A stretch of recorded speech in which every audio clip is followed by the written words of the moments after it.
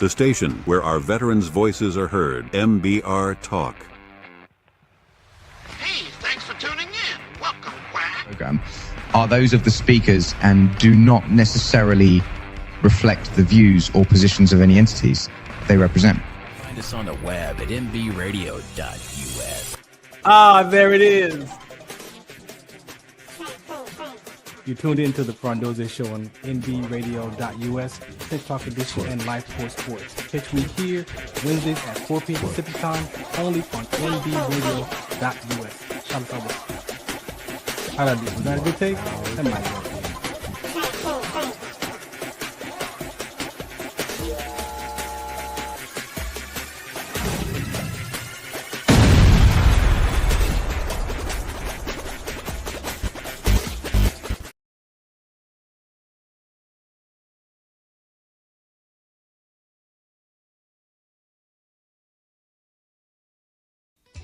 All right, good evening. Welcome to the Farron Dozier Show on KCA.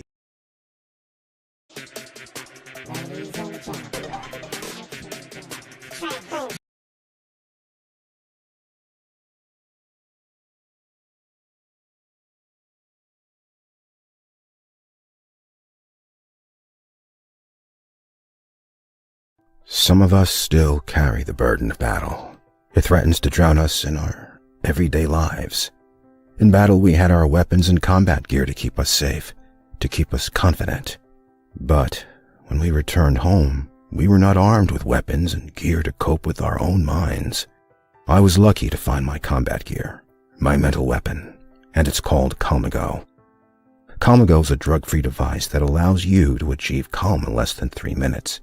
In moments of anxiety, stress, anger, panic, or insomnia, not with medication, but rather by activating the parasympathetic nervous system through breathing regulation and multisensory stimulation.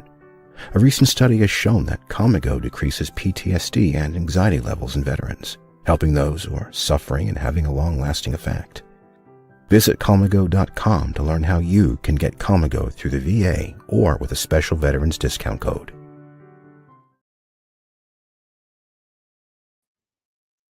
All right, good afternoon, and welcome to another episode of the Farron Dozier Show, Trench Talk Edition. You know, these technical difficulties, you just got to go with how it goes when it's live, huh? All right, again, thanks for listening and tuning in. Got a very important show for you today, as always, here on the Trench Talk Edition. Let's see what's going on in life today. I was sharing offline about one of the things that I do throughout the week, twice a week now. Mondays and Fridays, I mentor 4th and 5th graders around emotional intelligence. And just some of the conversations that I hear the children discuss, I reflect back when I was in the 4th grade. I mean, we all have our eras of generational things that we deal with in school.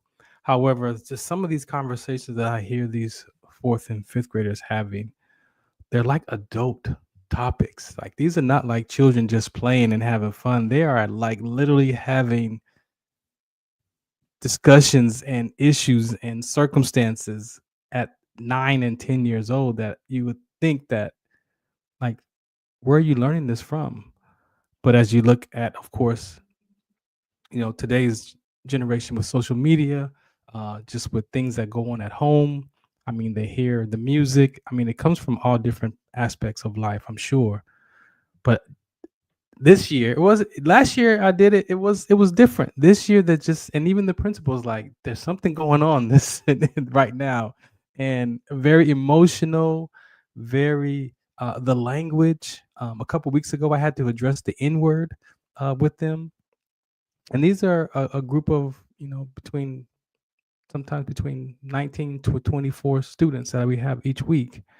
And like I said, as a grandfather now with grandchildren and a 5-year-old grandson, it's like, man, like, how do we help develop our children to where they have the ability to have the space to share? Because I don't think they act like that at home. I think they probably hear that in their environment and then come to school and then play it out.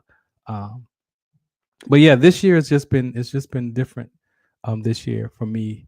and I get an hour a week with them, so like 2 hours since it's twice a week now. And I'm just grateful that I'm able to do that and plant that seed while I'm there, to just share, life. And again, they have these affirmations that they say, I'm respectful of myself, my peers, my family, and my community. And they got them all memorized. But when I came on the scene, I wanted them to talk about and express what it is to be respectful of myself. And what does it feel like when you're not being respectful of myself, or of your peers, or of your family, or your community? And believe me, they know what's going on. They all have, their different words that they use to describe their experience of what that is. And to hear them share like ways of how they feel when they're not being respectful, even of themselves or their peers, but yet they act like they don't even act like they like it's just a totally different act on the other side of that. So they know what's going on, but to get them to practice being present to that experience and how you can leave a person. Yeah, we say that no one can make you mad or make you anything. Yes, but you have to have that strength and that self-confidence and self-love for those words not to affect you. But but words are powerful, right? And so they do know how they feel in their emotional mindset.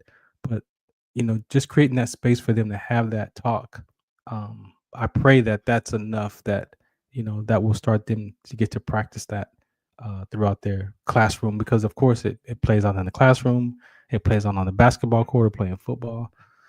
So that's what I'm up to. That's twice a week. The Lit Live show, the Revolution Radio show, that has came to an end.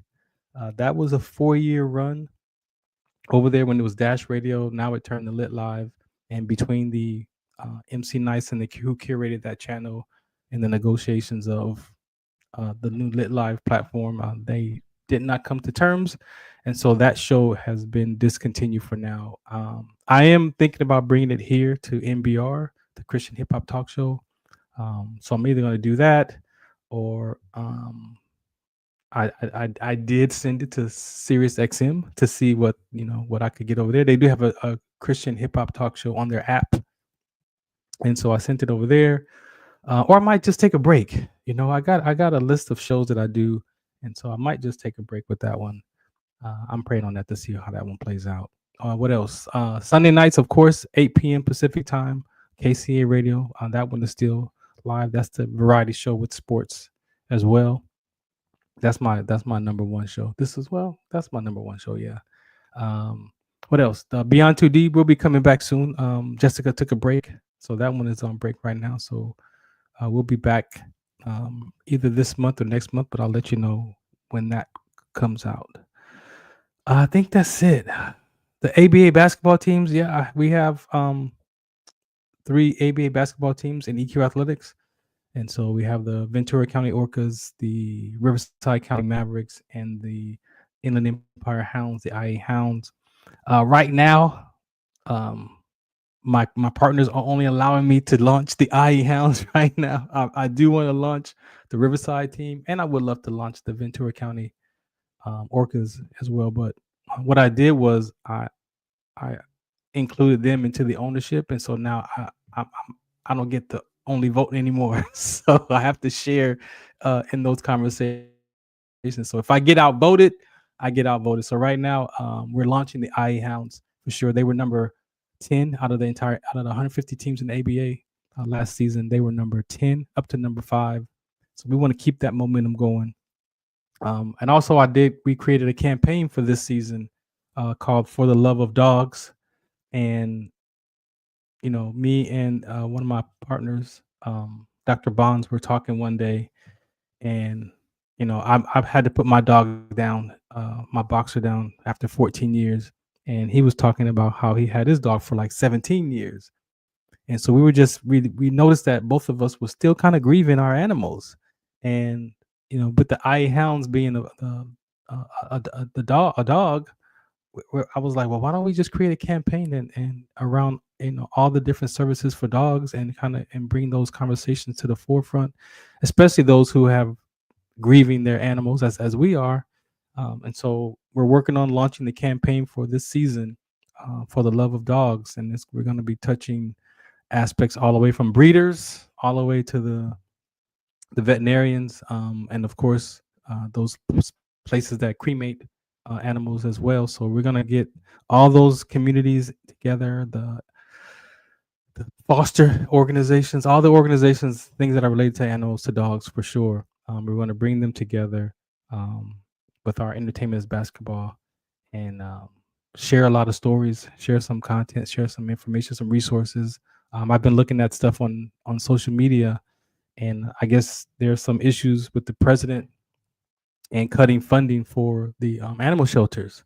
So there are things going on in the world around our animals, and so we're going to kick it off with dogs, and then we're going to ease the cat inside of there, because I mean I'm 55. When I grew up, you didn't have a dog and a cat in the same house. That somebody was going to get eaten that day.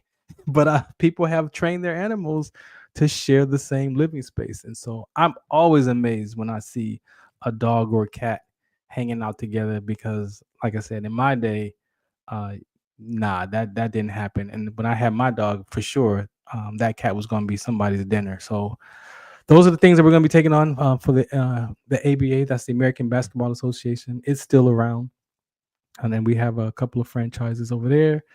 I think that's it for now. So yeah, if you want more information about the sickle cell trait, of course, you can go to wdconsct.org. There have been some breakthrough conversations around sickle cell trait for sure, because they're starting to document that with sickle cell trait and exercising and the rhabdomyolysis, there have been people dying, of course, from those complications, but the kidneys are become a problem because the proteins, and there's been blood in the urine, and so they're associating some of those issues, and even the rare kidney cancer is triggered by sickle cell trait. So they're starting to pay more attention to it because it is causing health complications. So it is not benign. We've been battling that conversation since I've been at it for 14 years. Is sickle cell trait benign or not? And so it took some studies from overseas in the UK, not in the United States, but took some studies overseas for them to come together and document that, yes, there could be some problems with sickle cell trait in the kidneys. And we've seen people have complications and a rare kidney cancer that's connected to sickle cell trait. Oh, somebody put people have trained their animals to piss on the toilet. Yeah, I've seen videos of animals using the toilet. They don't flush the toilet, but they definitely use the toilet. All right, so we're gonna play one more PSA and come back. I have a very important conversation for you coming up next. Of course, Big Dre is here. We got another guest coming on at the bottom of the hour, about the 45-minute mark, and we'll just be having organic dialogues here. So again, thanks for tuning in. This is the Farron Dozier Show. Oh, let me turn that banner off because that is going to play through there. All right, we'll be right back.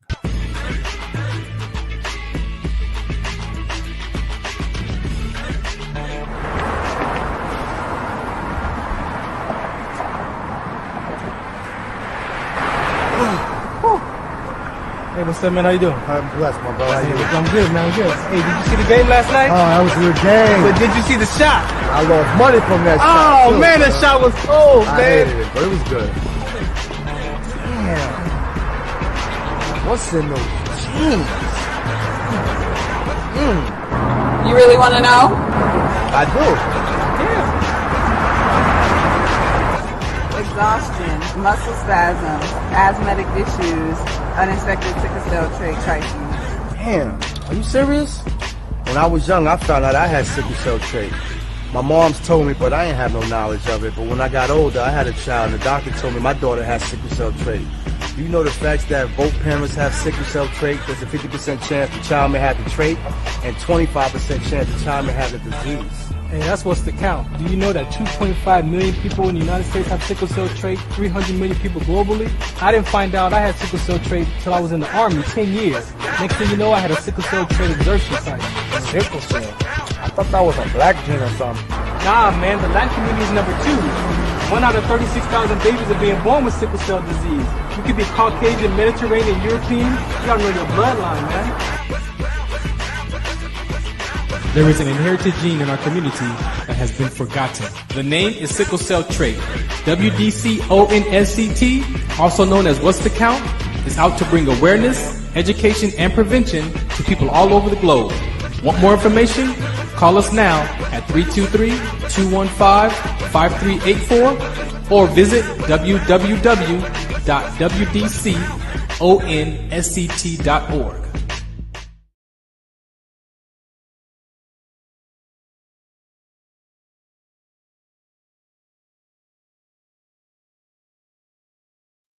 All right, welcome back to the Farron Dozier Show on MB Radio. Make sure you go to mbradio.us to check out what's going on with our veterans podcasts and talk shows over here. They're giving veterans a voice. Also, we have an app, so make sure you go download the MB Radio app, whatever platform you use, iOS or Android. You can stream live. You can watch all the different shows on there. All the schedules are there as well for all the different shows here on MB Radio.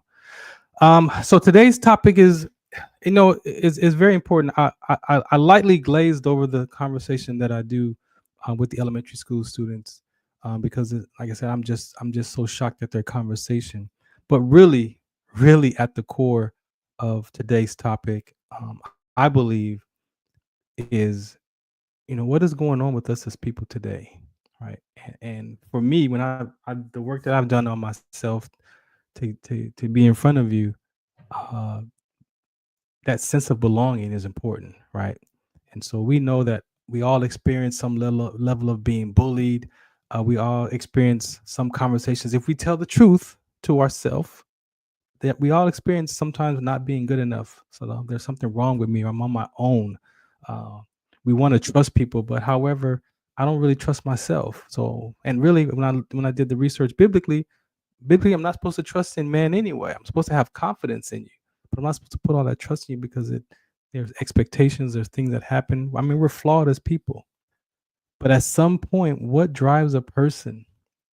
What drives a person to want to take another person's life? Or what level of anger or what level of disappointment or despair does one have to get that has them want to take another person's life in any circumstance, right? In any level, in any age bracket, right? So the little girl that we talked to on Monday, we discovered for her to be kind of like the ringleader of the group.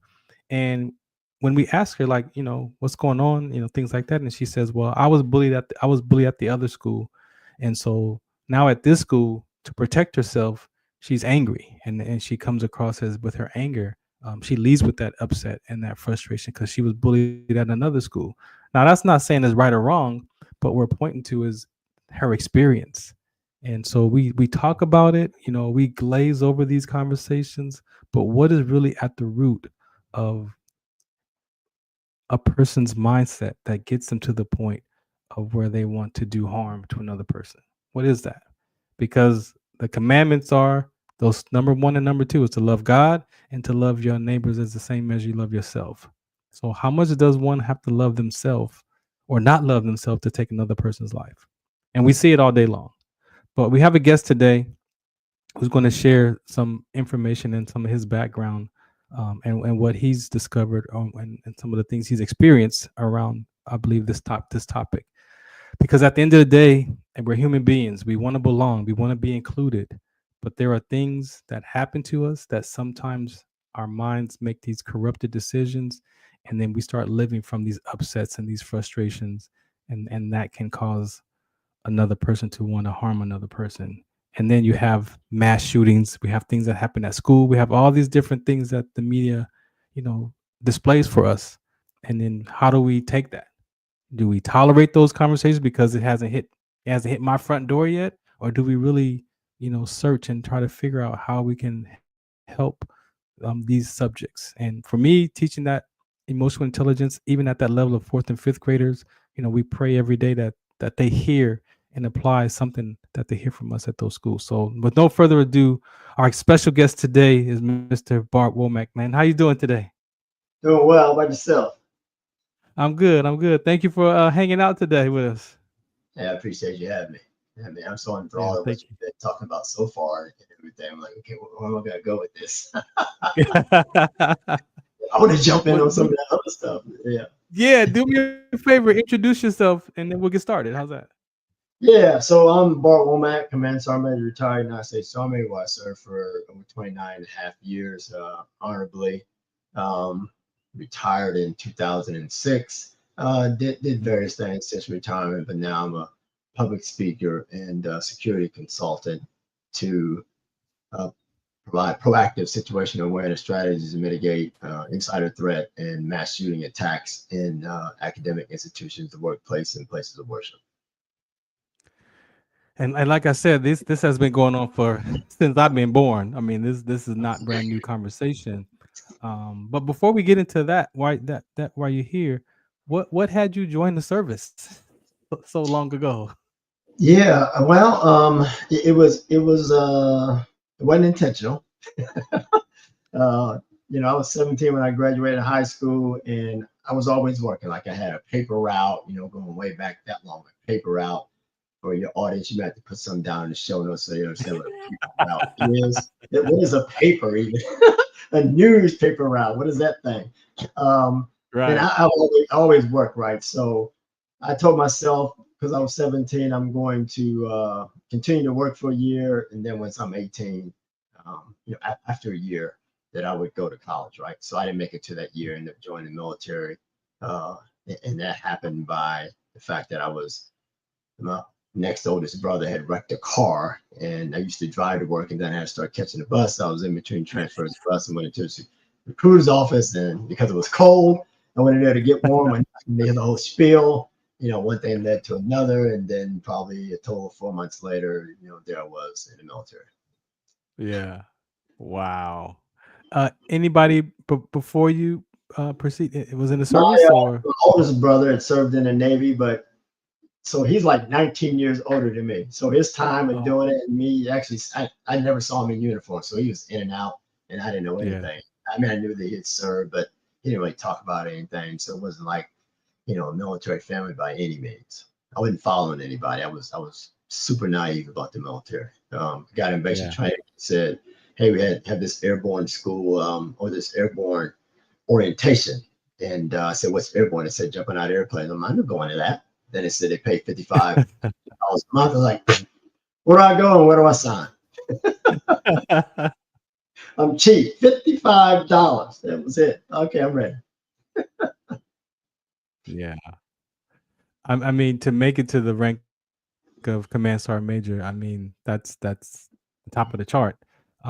Looking back on each level of rank, if you can remember, how was that for you? I know for myself, the pride and me and my identity going from E4 to E5 from that that level of responsibility. I think for me is where I noticed when I reflect back that I kind of lost myself in that rank, in that responsibility, and I became like Sergeant, Sergeant Dozier. Like I became Sergeant Staff Sergeant. Like because Yeah. I say that because in my transition out of the service, when that rank and that uniform was taken away from my medical retirement, I didn't know who I was.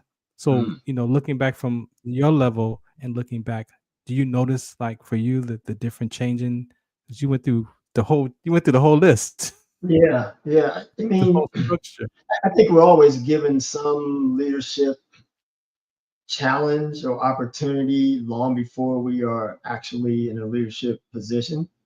And it's around us, so we see it. So we get to make a decision for ourselves about how we're going to approach that, when it's our turn. Even if it's the smallest task, take 4 guys over there and do police call, like how you're going to do that, right? Especially when they're your peers. So you learn long Right. before you put the rank on. So when I put the rank on, it didn't feel any different. The pay, you knew that was coming, but did everything else Yeah. feel any different? Okay, leading people, but you had done it to a degree, so you were comfortable doing it. You didn't have, a lot of people as a sergeant, so I felt pretty comfortable doing it. And then, long and behold, shortly after that, put in to be a drill sergeant. I was a drill sergeant as a sergeant, which I'm not sure if you can do that nowadays. And I was 23 years old. Oh, wow. Yeah, I was a drill sergeant for 2 years. About 9 months, I was a sergeant. The rest of the time, I was a staff sergeant. But I started at 23. My years as a drill sergeant were ages 23 to 25. Wow. So now that was different. You know, I remember that in terms of leadership, because you're taking people who just come off the street, don't know anything about the military. You have to teach them everything in this 8-week period of time. So now it's a little bit different, and they haven't been led, or if they have been led in this style. And then you have to develop your style as a drill sergeant versus a sergeant is completely different. Like it's a, you know, what's the persona? You know, you're leading the country's men and women, and you're making them a soldier that's going to go out there to a fighting force. And you learn very, very quickly that you just came from that side, and you don't want a unit getting someone who's unfit, untrained, not ready for the military, et cetera, even though they're going to go into IT and all that type of stuff afterwards. So there's another influence of leadership that's involved there before you get the permanent party. But still, if you allow them to go to AIT, you have to be responsible for that. So I remember, you know, later on at sergeant first class when I was a platoon sergeant, and you're getting a new soldier, and they're like, oh, who's your drill sergeant? I'm going to go smack him in the face. Especially, you know, I'm infantry guy, right? So if they come out of OSA, but they had the same drill sergeant for 13 weeks, like, I'm going to slap him in the face because he screwed up. You know, I mean, it's different, right? But that's what you have to embrace as a drill sergeant. I had to do that at a very young age. I didn't think about the age. It was like well after my time where I was actually that old. Right. Did pretty good, you know. So I'm not rating myself. I'm just saying I could look at some 23-year-olds and say there's some things you're ready for and some things you aren't ready for. You know what I mean? For sure. So Sure. So that's probably when I knew I was definitely in charge of people, because it was completely different of where you got them and where you had to take them to, right? Then left there, I was staff sergeant, went to Korea. Now I'm on the really the front line of Korea, where you were actually in and out of the JSA with the you know, an enemy, you know, the Korean People's Army, right? So that's different when you're a squad leader leading 9 people and you have a real mission that could pop off at any time, you know, and it did pop off. I won't get into that because it's a short, long story, but it takes a path. But different level of leadership when you know you have to do certain things and there's a real enemy there. Now, the enemy hadn't done anything in a while, but while I was there, we actually got in a firefight with the KPA. Like I said, long story, happened a long time ago, but it's that level of preparedness that your squad has to be, and you have to be as a leader, you know. So it's, you know, it's eye-opening and completely different. You know, then at the platoon sergeant level, and what's unique about that, and the same thing when you're squad leader, you know, you've been the team leader, you've been the Joe, you know all those duties and responsibilities. So now you can say, I won't actually do anything that I haven't done or not willing to do. But more importantly, I've already done it. You know, so it can't be questioned. Not at that level, no. Not at that level. I can perform it right now if I need to show you, but I don't think I need to show you. I'm going to tell you, you're going to do it, but I'm going to tell you, man, when you believe that not only do I know what I'm talking about, but he actually did it. You know, so then you get the platoon sergeant, you have to relay that to squad leaders. You know, they come in cognate, they're filling their oats too as a new staff sergeant, right? I'm in charge of more people now. You know, it's not, you know, not in charge of a team anymore. They're in charge of a whole squad. It's more people, more responsibility. And after a while, if they're really good, they're looking at your job. And I welcome that. You know, I'm trying to train some mini-me, so when I'm not here, it's going to be taken care of. So, but that's what happens each time you go up. You know, then your first sergeant's the same thing with those platoon sergeants. And they're a little, they're obviously they're smarter than a squad leader, but they know they have expectations of what the first sergeant should be. And likewise, if they've done that job for a year and a half, 18 months, couple of years, they're eyeballing your job. They know they need to rank for it. But they like, could you please like be sick for a day so I can be the first? just be sick one day. Just one day. Give me one day. I was first on because no one usually says how long, right? It was like how long, right? I was, yeah.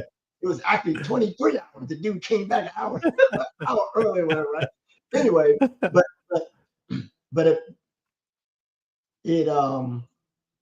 it keeps you sharp because you have to go out there and perform every day. Yeah. Everybody's looking at you. Now we always talk about the thing, and you're talking about this with those students in terms of leadership. It's one thing to say, lead from the front, be the example, and all that type of stuff, and it's another thing to say, do it as if do the right thing when nobody's watching. But easier to say than it is to do. Yeah. And that was it wasn't the hardest thing. I prided myself on actually doing that. Like 24/7 weekends, I might be seen. I need to do the right thing. As soon as I'm not doing that as the first sergeant, more importantly as a command sergeant major, like your credibility is gone, number one, and you've created a new standard. Yes, exactly. So you have to live. Exactly. Not everybody does. Even the same ranks. Yeah. Everybody does not live it. You have to live it. I think that's the separation. Not that you're out there like I'm trying to be better or separate myself. You have to live it, and that will show. And your soldiers in your entire post is going to see that dude lives that. Not overboard. Yes. Not overboard. I'm just saying. Yeah, not overboard. Yeah, exactly. Not overboard. But like, you're not going to catch me. But I can stand in front of those 4,000 troops and say, you ain't gonna never catch me because I'm not doing it. So it ain't about getting caught. You're never gonna see me do it because I don't. Yeah. And it's that level of leadership that builds, more credibility and really not that you're trying to do this in the Army, but it builds a brand of leader, no kidding. And that's really, what we want in our society, and as you describe that, as you say that, for me, I've learned to not just do that, but to be that and experience being that. And that's what people, because like you say, your character is inside of that. And if you get caught doing something, that could mess up, that could fracture your character, that could fracture all of that stuff that you've built with those relations with those soldiers. So yeah, no, thank you for that. That's very, very important. So one of the main reasons why you're here is to discuss some of these topics. And I know I want to touch on the mental aspect of it, but I want you to kind of open up the discussion, and then I'll kind of follow along and ask my questions from there. But where do you want to start around this conversation of? Yeah, I'll show this story of what people see in the background. You can see the embedded part, and you see a little bit of those letters, but it's embedded enemy, which is the story of the March 23rd, 2003 insider threat attack against the 101st Airborne Division by a fellow American soldier. So we were poised. We were in Kuwait, getting across the border, going to Iraq. It's 1 o'clock in the morning. A incendiary grenade comes into my tent, followed by a frag grenade. Chaos ensues. A grenade's thrown into the next tent. There's just a gunshot, and then the grenade's thrown into the next tent. So at this point, and another gunshot. So at this point, 2 people have been shot. Frag grenades have gone into 3 different tents where people are sleeping. The first being mine, and the next shot, the commander is hit by shrapnel in that first tent. I managed somehow to get out of there without going through all the details, right? In the second tent, after hearing a gunshot and a frag grenade, they begin to stand up. So a grenade's thrown in there, film, get it pretty good in there. Then that same thing happens in the third tent. So we're searching for insurgents, not being able to find them at all. And just fast forward, we have mass casualties going on and trying to get them medevac out of there. So complete and utter chaos. I realized something had to have changed in the camp. So what changed? I learned interpreters come in that night. So it has to be them. Go find them. We find them, interrogate them, learn to have nothing to do with it. So now we're back on the insurgents that we've seen no sign of. Then we do an accountability check and learn that one person is missing. So are grenades and ammunition. That becomes our number one suspect. And of course, we find out that it was one of our own soldiers who committed the attack. He had his own reasons for doing it that we later found out 2 years after that in the trial. We had written anti-American things. I'll read a couple to you. I I do not like the military. They have too much control over people's lives. I suppose I'm just anti-government. I wrote that in 1993. 1996, he wrote, anyone who stands in front of me shall be considered the enemy and dealt with accordingly. In 1996, he writes, destroying America was my plan as a child and as a juvenile and in college. My life will not be complete unless America is destroyed. Destroying America is my greatest goal. 1998, he joins the military. So this was planned. You know, so we're thinking we're thinking after he's captured, like what did he put out there? What was the sign that we missed? Well, we didn't miss a sign because he planned this all along, long before he even joined the military. Wow. So once in the military, again, this happened March 23rd, 2003. In February, he wrote in his diary, I'm not going to do anything as long as I stay here at Fort Campbell, but as soon as I am in Iraq, I'm going to try to kill as many of them as possible. He ends up killing 2 and wounded 13 others. So we start thinking about the mindset of a person who does this. Now, why are you anti-government? Why are you anti-military? Why do you hate America and you're American? More importantly, why do you join the military? You know, so religion doesn't pull the trigger, but you know, it was his religious beliefs. He even went on to say that you guys are coming into our countries and you're going to kill our women and rape our children. That's what we said after we caught him. And I had to digest, what does our mean? Like I said, it was all put together 2 years later at the trial when we learned that he had those things in his diary. So my takeaway from that was that, you know, no profession, level of education, ideology, or religion is above reproach. There is no profile that inside a threat is closer than you think. You know, we would have thought that someone who wore the same uniform, took the same oath, et cetera, would be the least capable in having a mindset of doing something like this to his own fellow soldiers, but obviously not. Right. You know, so I say a takeaway for the world is that if it happened inside a close-knit brotherhood of the armed forces, it can happen in any campus, community, or organization at any time and anywhere. Domestic terrorism is our new reality. You know, so after lives lost and bodies mangled, you start thinking, okay, what do I do with this? Like, what am I supposed to do with this? You know, God saved me for a reason. When 2 other people that were on my team was only 3, that they were wounded, and others wanted, like I said, 2 people killed. You know, but why me? You get that survivor's remorse. So I knew that I was supposed to do something, and so I wrote the book, Embedded Enemy: The Insider Threat. And after you have the story of the book, I put in there these situational awareness strategies to try to enlighten people to have some tools they can use to mitigate an insider threat.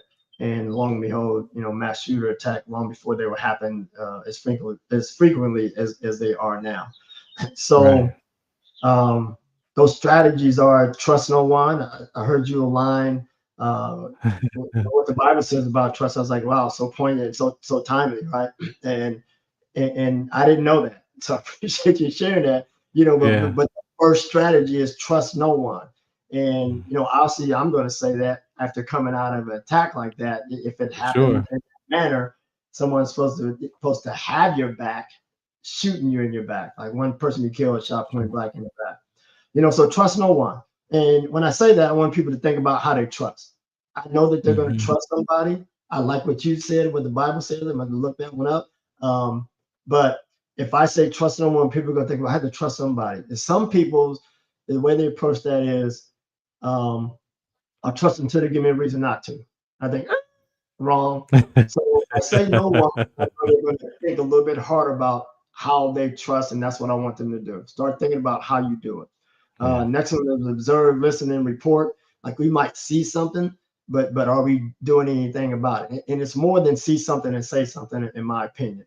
Like you saw it happen. You might hear it or you might just see it, but then you need to report it. I was an apartment building manager in LA, and you let me know how we're doing on time. And I just took over and I realized this one light was out when I came out this door.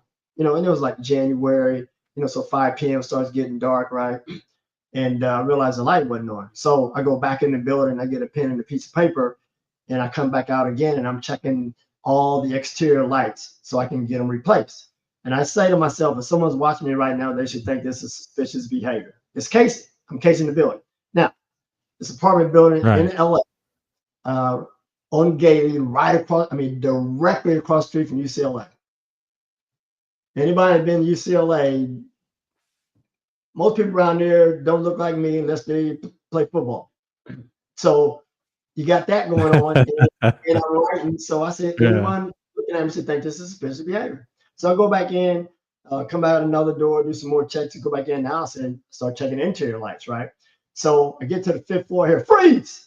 Well, I've been around long enough to know what that means. Yeah, someone's pointing a gun at you and they're behind me. And I hear the voice that sounds much younger than mine. I was like, okay, I'm compliant. I don't want there to be no accidents. I don't want to be no tricky finger.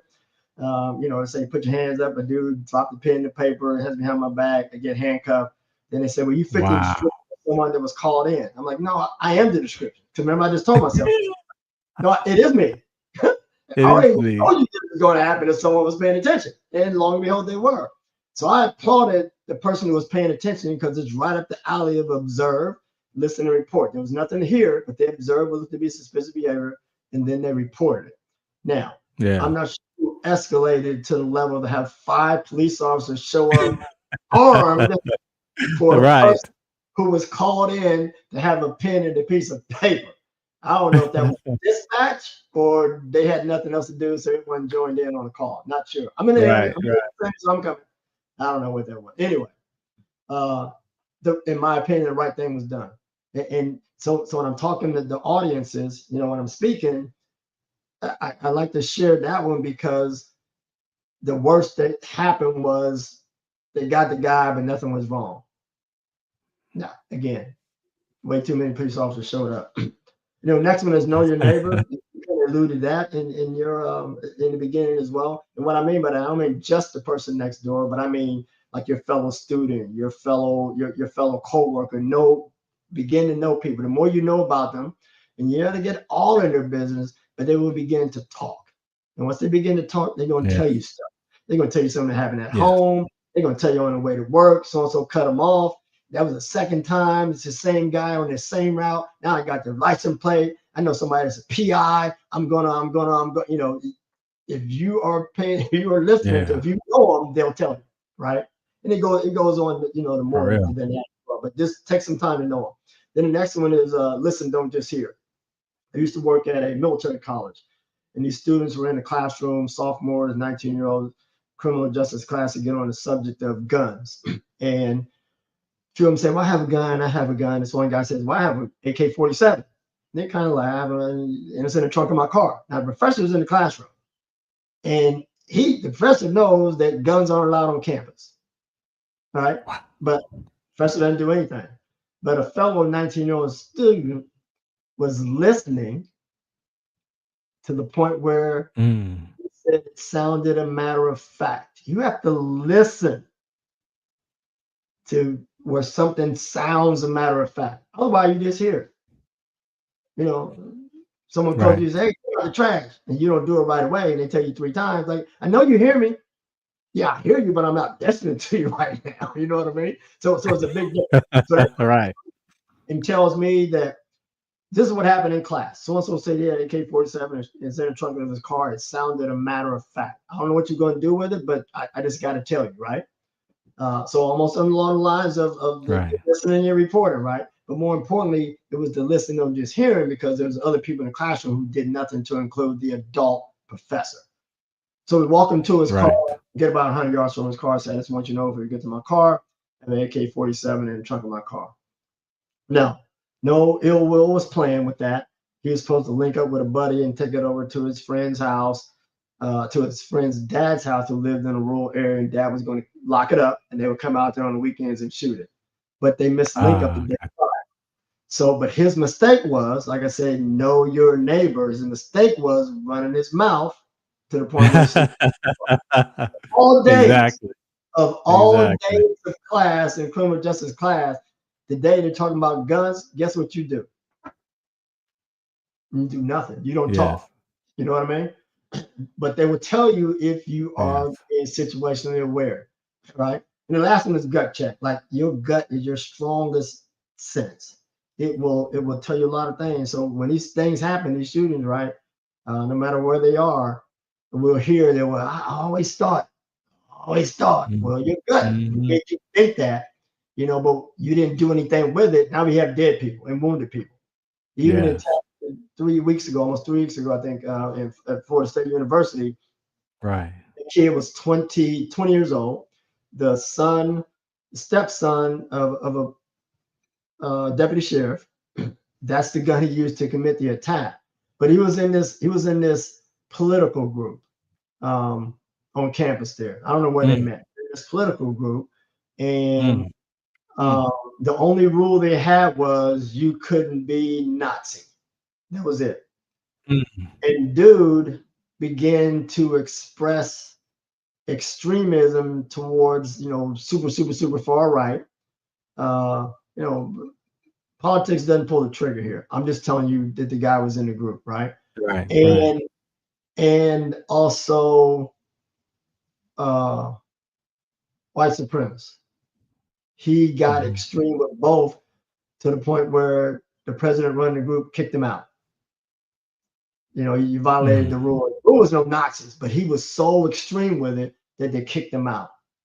So extreme, yeah. Yeah, but when did we hear about that? After he killed 7 people, 8 people. Damn. That's when. And injured others. To me, that was the sign. You have to pay attention to what they're giving you.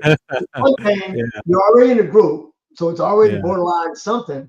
And I think that people have a belief, and we are encouraging people younger and younger to believe in something like believe for whatever or fall for nothing type of thing, whatever the saying is. But we encourage them to believe in something. So we shouldn't be surprised as parents or anything when they go out and now they're believing in the same. Well, I didn't mean that. You're the wrong. I meant this, not that. And someone got to them. Right, exactly. Radicalized. Radicalized is okay, but then when you are so against someone else who's not for what you are for, and then you become extreme about it, and after extreme, it just boom, just a matter of time. And that's what happened to him. Now, he didn't even kill people that was against what he was against. 2 of the people that he killed was a guy there for the day to he provided all the food and stuff for the cafeteria. He ran that contract, and he was walking around outside with the cafeteria manager. He didn't know how they were aligned or anything like that. But when you become extreme, it's just a matter of time. And when you become extreme, you don't just sit at home and become extreme. It don't happen like that. You got to do something to tell somebody something. So that's why we have to be situational aware. So when I came up with these strategies, when the book came out in 2013, it's still new because you just now finding out about it, right? I began to fathom at the time they would be relevant for quite some time, because while I was writing the book, I began to watch what I perceive to be insider threat attacks. So I'm not talking about every shooting going on is one. I'm saying if it follows the model and it follows that these strategies can help to mitigate it, then it aligns with it, then I'll talk about and I'll use it as an example. So I had hoped that these strategies would last for a while and be able to work in these situations. I couldn't fathom at the level of attacks that have happened since that time. I did not see that. But to this day, no one's the wiser in an academic institution or the workplace about these attacks, because they don't even know, not just about these traits. They don't know about anything because no one talks about that. That's why they're proactive. Yeah, exactly. Not run, hide, fight once the bullets start. But you need that too. But what I'm talking about, we'll stop it before it happens. Let's stop the shooting. What leads up to that? Yeah, the patterns that lead up to that, right? And you think about that president of that little group, right? And this guy he's the disposition was so bad they kicked him out. But he didn't go tell anybody on campus, like, we have this ticking time bomb that feels this way. Watch out if you are against. He didn't tell anybody. Right. So that's why I watched the attack, and I wait 2 or 3 days as they do their investigation, because that same type thing comes out all the time after the fact. After the fact. After the fact. Yeah. It's you know, we say we communicate well, but communication is also listening, and we say that we're good listeners, but a lot of times we listen to react or to respond, and like you said, you miss those key descriptions, those key words that people say that are on a level of extreme versus just a casual conversation. Like we overlook those, even with our, with our children, with our loved ones. Like we hear them, but like you said, I believe it is there's a level of confidence, a level of self-confidence that has to be had for me to say, hey, you know what, man, I heard you say that. What's going on with you? Like that's a different kind of person than to be like, I heard it and then let it go. That's a level of courage. I like to tell students that it is cool to be courageous. I need you to step in. Some things that are said beg a question. Some things that are done in front of you beg a question. UNLV, a student in a MBA class, comes in all black fatigues, in military boots and all that, in an MBA class. Now, that's fine if the subject was that, right? But teacher doesn't, professor doesn't say nothing, fellow students don't say a word. Now, nothing happened. But in your eyes, in this class, and a person wears this and hadn't worn that before, it begs a question. I don't care if you make a joke about the question, but this is the education that students and people need. They can't think fast enough to be sad enough to say, you can make a joke like, okay, do you have an audition as a military guy? Did you just join special forces? Are you Delta? Or are you SEAL? I mean, you can make a joke about it, but it begs a question. Let's hear what's coming out of their mouth, because we don't know if they're going to go to wherever and go right back with the gun. They're making an assessment. Nothing happened in this class. Okay, next week I was coming and shooting, I gave a warning. Doesn't this look odd? Does it have anything to do with NBA? But no one said anything. Nothing happened. My point is, some behavior and some things beg a question. You put it right out there in front of you. But that type of thing happens all the time. Yeah, it's the ability to really, we talk about pay attention to your surroundings. Like I tell my daughters always, pay attention to your surroundings. Like, look and see what looks out of place, what doesn't fit the environment, and so we say that, but then again, like you said, it has to be some level of skill set too that we have to be able to introduce, scenarios or whatever that is. Like, hey, look, you got to be able to pay attention. You got to have the confidence. Yeah, it's not that you're snitching or you're telling on somebody, but it's a level of safety, right? It's a level of safety. I was traveling one time and I had my golf bag, and it's kind of hard plastic container, so it's a golf, so it's pretty round and tall, right?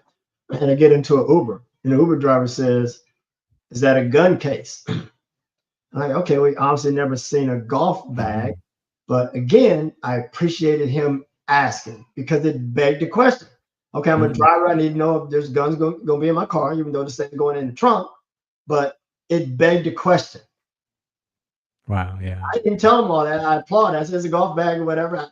I didn't even applaud him for looking at this and saying the whole begging question thing. But my point is, he was situationally aware enough to know that. What is that? Yeah. Haven't seen that a lot. Get in my vehicle. Yeah. So if you got a big guns in there, you might have small guns too. You're a driver and ask nobody if you got a gun in that backpack. Right. Well, yeah, I ain't trying to get to that. My point is, all right, he saw something and asked something. Yeah. Let me take this commercial break. This is the Farron Dozier Show, Military Broadcast Radio, Trench Talk Edition.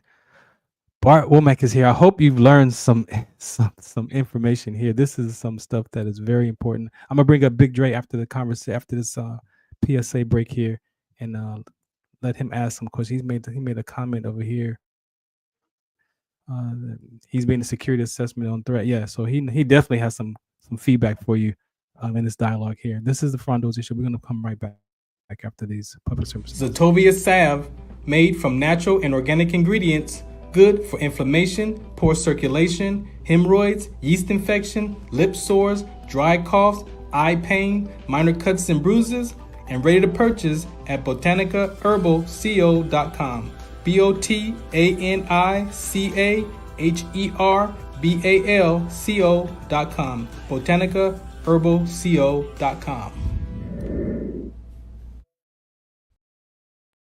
Do you remember studying sickle cell in biology class? What's the Count on Sickle Cell Trait Prevention is here to bring you awareness, education, and prevention conversations around the risk factors of this inherited gene. Visit wdconsct.org. Muchos de nosotros nos vemos afectados por la enfermedad de células falciformes a diario y un número creciente simplemente no nos damos cuenta. Los impactos de esta enfermedad afectan a todas las personas y en especialmente a las personas de color y con antecedentes diversos. Estar en servicio conmigo y con los demás a medida que creamos una mayor conciencia sobre cómo identificar y dirigir el tratamiento de los rasgos de células falciformes y ayudar a las familias a saber cómo superar el trastorno de células falciformes. WDCONS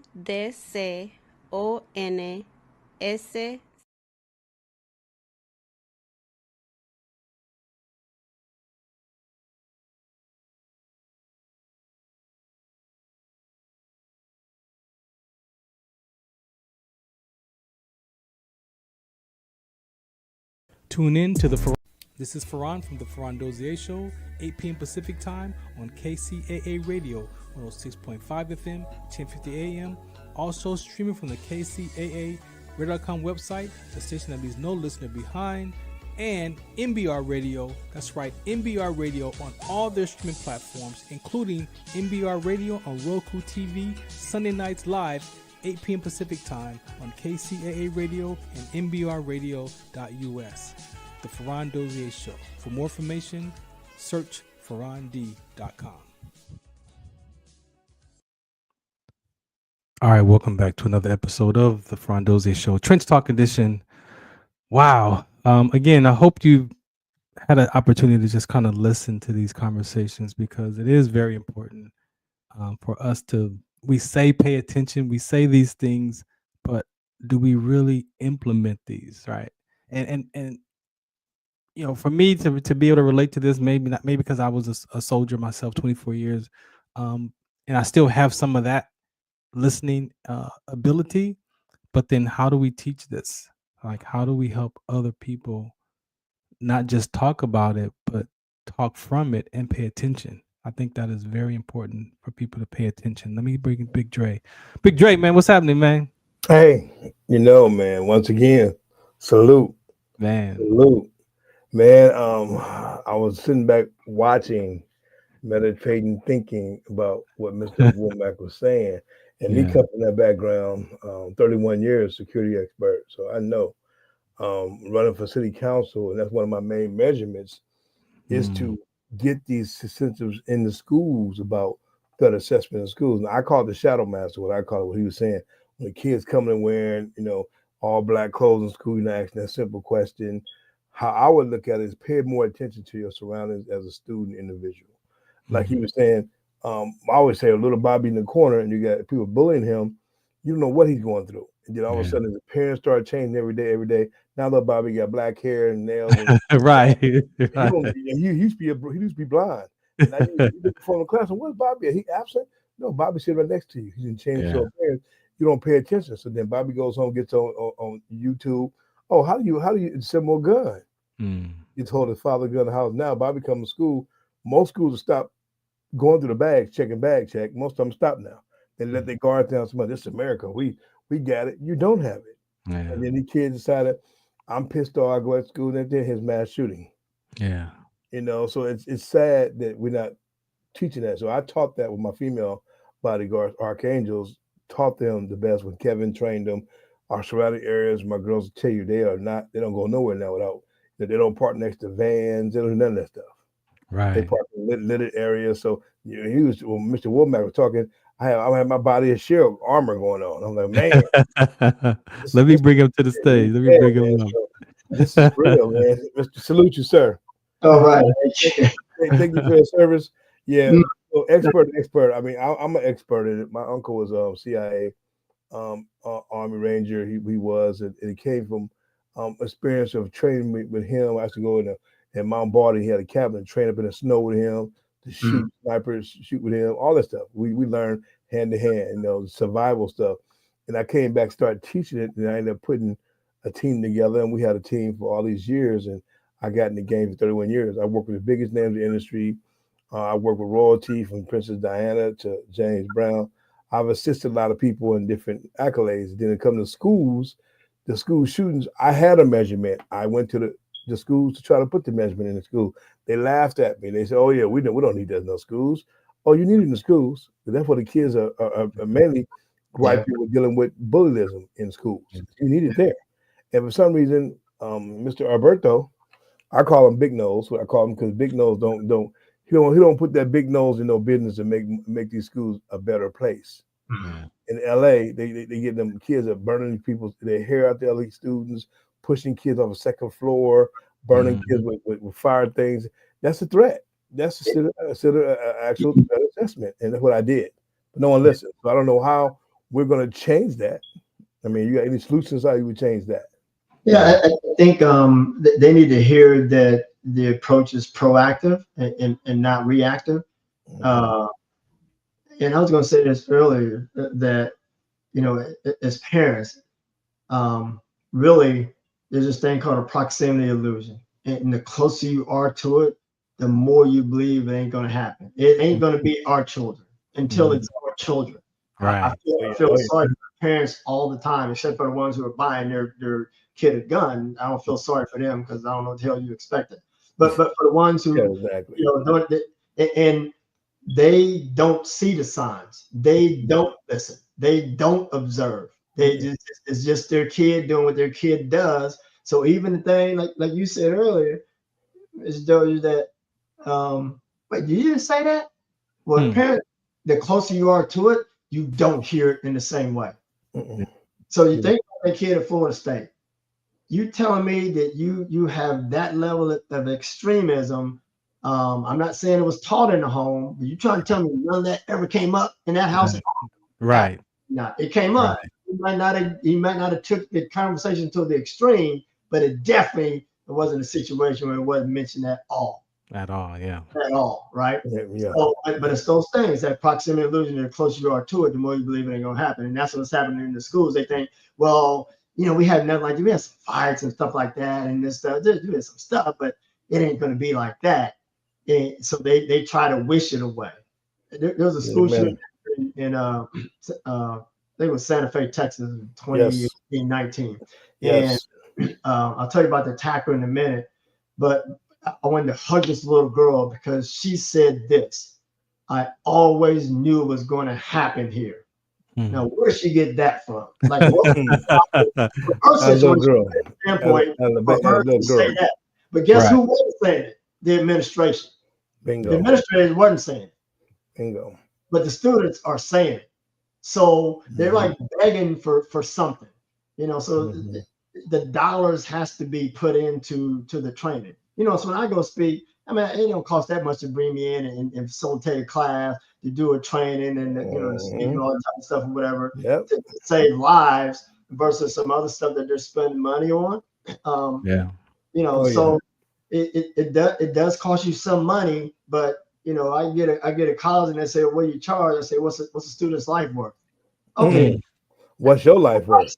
Obviously, silence happens, right? I tell you, budget, let's negotiate. But how's that Bentley you driving as a principal? Yeah. How much is one student's life? Because I know that my talk is going to save one. It's going to save all of us in the audience, but how much is one student life worth? Yeah. Okay, but then you can afford me if you care about that. So I mean, I understand your job as administrator, but you don't have students, you ain't gonna have nothing. Yeah. So but that student in high school, when you're talking about the kid changing the nails and all that, he wore to school. He had worn at a time a shirt that said "Born to Kill." I mean, he already taught me something, right? And then he frequently wore in Santa Fe, Texas, he frequently wore, like almost daily, a trench coat. Yep. When it's 85, 95 degrees. Darn straight. Yeah, most of the time, right? And not only 85, 90 degrees, like, okay, it rained 4 times during the school year. maybe five. Yeah, wow. I'll give him 10 for the whole school year. Yeah. Wearing it on days, those 10 days plus those other days. Wow. It begged a question. Yeah. I want to hear what would have come out of his mouth. To me, if I see that and it's 85 degrees, well, it ain't raining or whatever, and I see it 2 days in a row, I mean, as an administrator, and I don't care how old they are, they need to know some history. What does that mean, Mr. Adams? I mean, with the trench coat in school. Just about that. Well, see, what trench coat means to me, what associated to me is that your whole mindset and your whole body means that you're shameful. You're ashamed of something happened to you. When you cover the body up, when I was learning martial arts, when you cover it, it shows that your abundantly of your confidence is not good. When you cross your hands, mean you don't really care. When I teach people, when I was learning my Tai Chi back in the Aikido, my sensei would always tell me, when you do this right here, when you greet your opponent, you never take your eyes off your opponent. You always bow. Most people come down and do this right here. So you're blind. It's like a deer. People say, why do the horses have this right here? They have to concentrate and they're running, but they can't see what's next to them. That's why the horses. So when you put them trench coat on, you're blinding everybody to the point that I'm selfish. I'm tired of it. I'm a cover up and no one can see me. It's in their mindset that no one's going to see me pull this 12-gauge shotgun out. And these kids are coming to school doing it. The Columbine, prime example. Those dudes just walked around for weeks. That's what I wanted. That's what I saw, because I think this is a copycat world. People are seeing it and they are doing it. How can I pull it off? Even the attack, that embedded enemy attack that I survived, 6 years later, a major in the Army did it at Fort Hood, Texas. Yeah, I remember that. Then some years after that, a kid in 2021, this kid joined the military. Learn a trade. He was working with ISIS and giving them military plans to attack our troops when they were deployed. Yeah.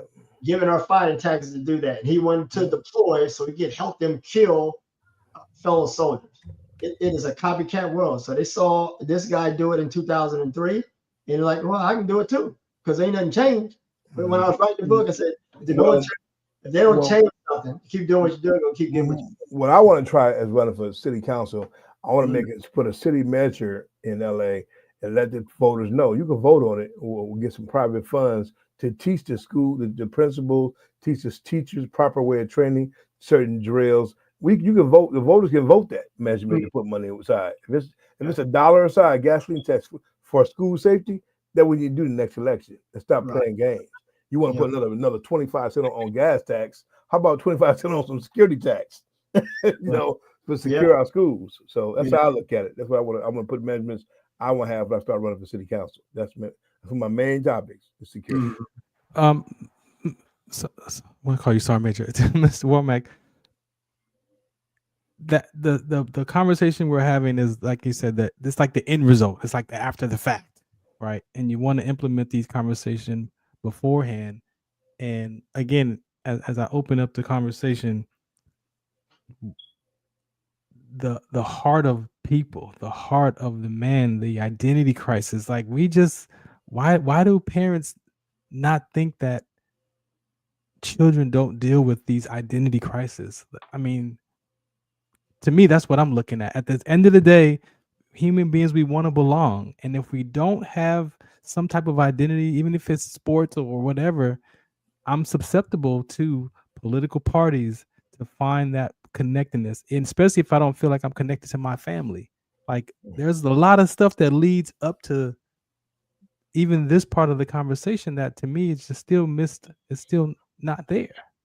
Yeah, I mean, parenting is a tough job. It's more than just having the kids. It's especially, the parents have to keep up to date with what's happening in society, what could be happening at school. I mean, watching the news and see what's happening.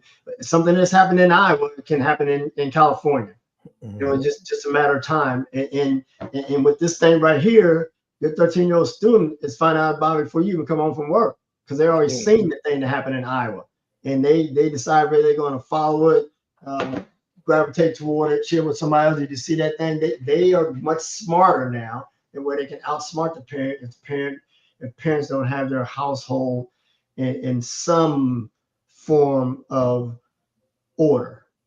And that's what makes it hard. In addition to, like I said, that whole proximity illusion, that the closer you are to it, the more you don't think it is going to happen. Just right there in front of you. But I mean, I couldn't fathom that. And you hear that too. The parent who thought they knew, in the end, once they're interviewed, I never would have thought.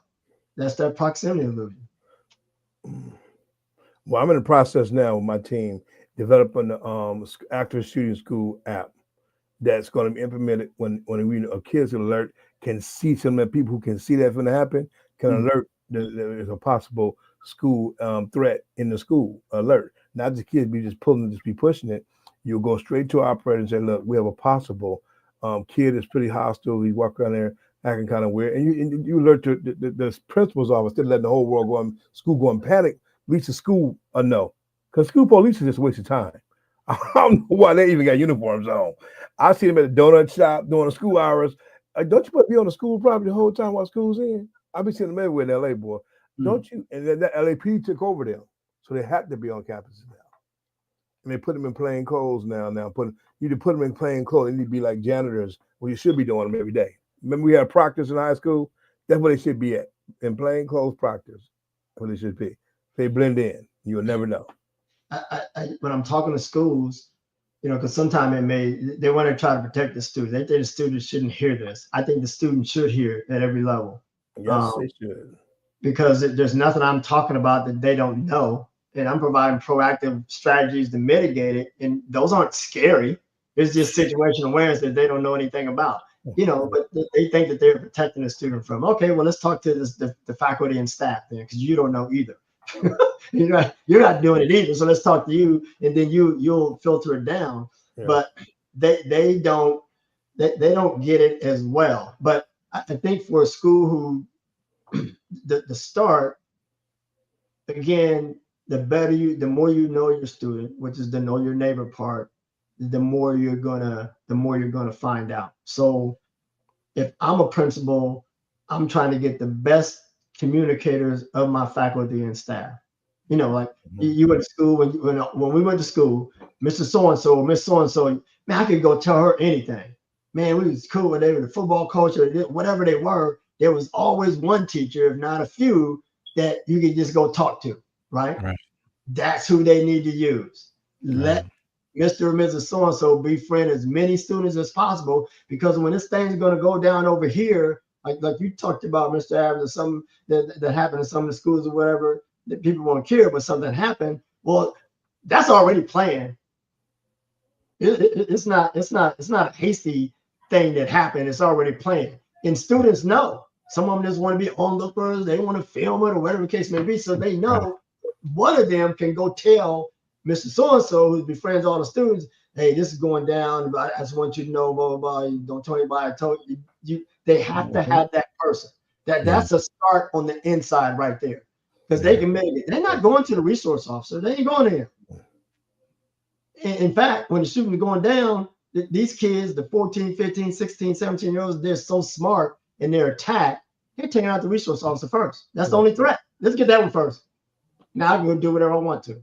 That's happening. But I would love to link up with you off the air and put something together for workplace and school. I have a lot of connections, principals and stuff. I would love to do that with you. I can get us in the schools. Okay. Let me bring to the deck. The legend, the one, the only, the legend. Frozen. Yeah. Rodney, you got a good signal over there, man? Hey, Rodney, he got the Hey, I should. I had a signal. Wait a minute. What in the world? Yeah, let me see. Too many double jacks. I was wondering why that image looked the same. It didn't. I'm like, is he looking in the screen down there? He froze down there. That's why he looked. Hit a movie froze. He froze it. But a double jacket fan. Come on, that. Yeah, legendary. You know what I mean? But yeah, we I would love to do that, man. Definitely, we have an icon legend, man. Over there. Come on, ladies and gentlemen. A legend. We got Mr. Bill Montgomery over here. What's happening, Bill? Look at Bill. Hey man, I'm just happy to be on with you brothers, man. And listen in. Salute you, Mr. Hidden Figures, powerful man. Long time. Yeah, man. I hear you guys talking about some schools, man. You know that's my sweet spot. Yeah. Sweet spot. Mm-hmm. The sweet spot, unfortunately, is not that sweet. It's an after the fact discussion, man. We're trying to keep people safe. Yeah, we're trying to do that. That's what we're trying to do, man. Trying to keep people safe, man. Sometimes it works, right? But everybody has to be involved. So the year 2018, a 14-year-old student had posted on Julian Edelman's account, his Instagram account, right? You know who Julian Edelman is. Posted on his account that he was going to shoot up. He said, "Watch the news because I'm going to shoot up the school." Oh wow, I remember that. Didn't see it, but someone saw it, and it told him. And then he told his assistant. He wasn't in Boston at the time. Told his assistant who was in Boston. She told the Boston police, who contacted the Fort Huron police in Michigan, and they were able to foil the attack. You know, so it works. But when it started with someone being situation aware to see where this kid had posted that thing saying he was going to do that, right? Gotcha. And then there's another one. There's an exchange student. He told his friend that, "Hey, don't come to school on a certain date because I'm going to shoot up the school." Yeah, I remember that too. Remember that one too. And had the courage to be a hero and go report it. So that attack was foiled. So you think about this, an exchange student. So he had to come over here from someplace else, has a garden, so close to it. You get the what? You get that proximity illusion where they don't know what's going on. This kid had bought various parts online to put a gun together. See, that don't happen in Los Angeles. That's a beat down in LA. You tell your fellow friend, man, I'm gonna shoot up Locke High School on modern day or Dorsey. You get beat down, man. That ain't happening. Yeah, that ain't happening. But I love you, brother. I'm gonna whoop you behind. What I'm gonna do? So I know it won't happen in LA at all. No, it won't happen. No, we don't play that over here. It's a whole different ballgame. So, only other places, man. I exchange ass whoopers for exchange students. Exchange yourself back to your country. Exchange these hands. What you gonna do? It's crazy, man. The world. It's the parents. The parents ain't paying attention to their kids. Yeah, man. That's why that's why at least the ability to go into these elementary and middle schools at that level. Bill has the power to do that. Rodney has the power to do that. Kids, people listen to people who have initiatives to go in and tell these kids, "Hey, have a national safety day." We don't never have it for schools. We have an apple pie day and a famous hot dog day. Cheeseburger days and French fry day and it's crazy. The National Hot Dog Day, really?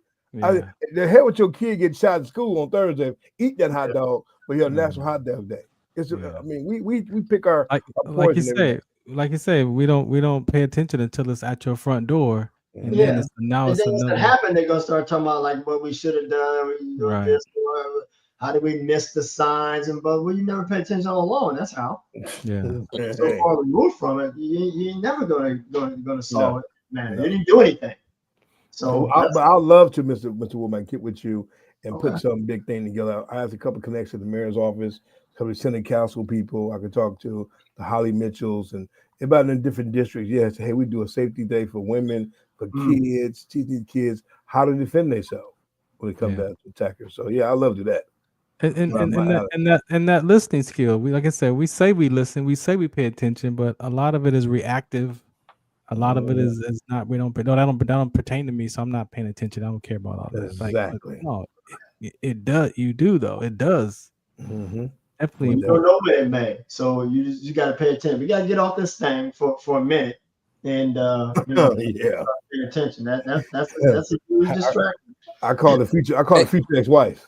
Hey, you back, Rodney? You back, right? You back, Rodney. Rodney Allen, really, man. Good. Wow. Yes, sir. Bill saying, "Wow, what's going on, guys?" Bill saying, "Legend, what's up, man? I've been telling people about you the last 3 days. I said Rodney gonna be on the show. Hey, I'm glad. Oh my God. Oh, we had a little technical difficulties there logging in. So many people crashes. He's crashing the internet for Ron and my man Dre. It's all y'all fault. Y'all My fault, bad, you man. know. My bad, man. My bad. There we go, man. Ladies and gentlemen, It's all good. the man, 1970s. If y'all was around the 70s and didn't know what a burger was, y'all tripping until Rodney came along and said, "It's too big for my mouth." And everybody black said, "We gonna try it anyway." My mother bought like 15 jumbo jacks. That's right. She came home and said, That's right. He was on a commercial last night. When y'all was in the bed, I told them we gonna eat burgers tonight. She said, "Where we going?" Jack in the Box. We gonna check out the burgers. We had 15 jumbo jacks, bro. After that day, it was hooked on it. Every Friday was jumbo jack night. Every Friday. I found a house for over 10 years, man. I saw the name before his picture, and I'm thinking, I didn't think it would be him. I thought it was something else. I know what's going on. And I was like, what? Like, really? The real? That's what I wanted right there, ladies and gentlemen. That's what we was going for right there. Right. I had no idea. I was like, no, mention someone's name. Like, no, the real deal. The real deal, man. We got a party, man, because you know what? Man. Hey, dude, brother, listen. I've been knowing Farron for a while, been knowing Dre for a while, Bill, man. These are class act people because they care about the community, they care about a positive message, they care about helping the youth. I like being around good people. And like you, brother, it's a pleasure meeting you too, man, because we're this time that we're in more than ever, we need to keep the youth motivated. We need to show them opportunities. That's why, Dre's doing what he's doing, Mr. Adams, and going to be making his mark in local politics and doing his thing. Farron, he's been doing such great things, telling his story and being able to really help shine a light on sickle cell and so many different other things. And I'm just fortunate enough to be able to be in the collection of good people. And my career, yes, I started out 1972 and worked with all the greats from Sammy Davis Jr. to George Burns to Mel Brooks to, I can go on and on and on. But now is the time that we're building. And so, between being with Bill and the Hidden Pioneers and working with Bill and, Bill and I are developing a TV show called Hidden Garages with young people. And, it's just a real cool time for us to be all working together and making our mark in broadcast, in business, in politics, and definitely through education. Yes. Now, one thing I want to say, I'm sure everybody feel the same way out there, and people that are listening right now. Rodney is inspiration for us Black Americans because for a brother like him, being in the 70s and all these years in Hollywood, never heard of Rodney going to jail, never seen no mug shots, and that's man. How many people in the industry right now ain't get a mug shot in Hollywood almost every other day? Robert Downey Jr. he broke the record, and they would let him out of jail to do movies and stuff. Right. They ain't never been done. Let a brother go to jail. He wasn't getting no Vin Reams, wasn't getting out of jail to do no part in the movie. You gonna stay in, you ain't doing that movie. But hey, yeah. Robert got it. Well, see, that's honestly, I didn't want to, Dre, brother, I didn't want to test the system. I didn't want to. And so I had, because it don't, apparently for us, it don't work the same. So I decided not to try that at all. And exactly. Being, and me, growing up in Long Beach, I grew up with a family who, I saw my dad, he was a hardworking man, and my mom, she always took care of everything.